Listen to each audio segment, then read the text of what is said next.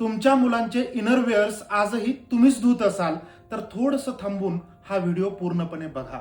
नमस्कार, सुजान पालकत्व 11 दिवस 11 video series मध्ये आपलं मनपूर्वक स्वागत.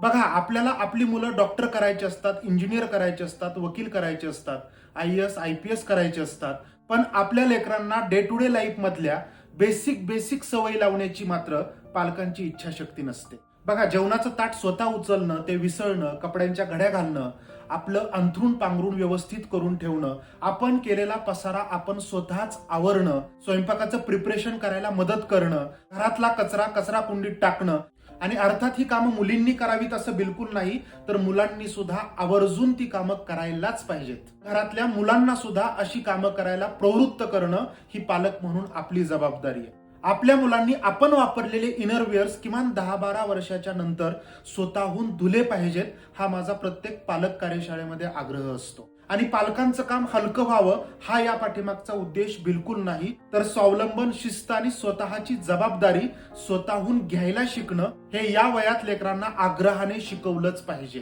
काही पालक ना आमचं पिल्लू कशालाच धक्का लावत नाही हे अगदी अभिमानानं चार चौघात सांगतात.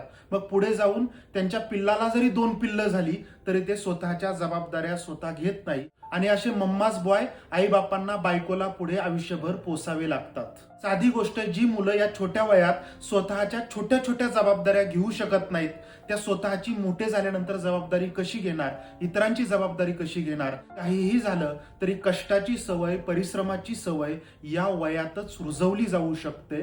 पालकांनी हे कायम लक्षात ठेवायला हवं. माझा बाबू, माझा सोना असं करत करत अति लाडामुळं आपण आपलीच मुलं कमकुवत करत असतो. या सगळ्यावरती तुम्हाला काय वाटतं, प्लीज मला कमेंट करून कळवा, आणि हा विषय आवडला असेल तर शेअर करायला विसरू नका.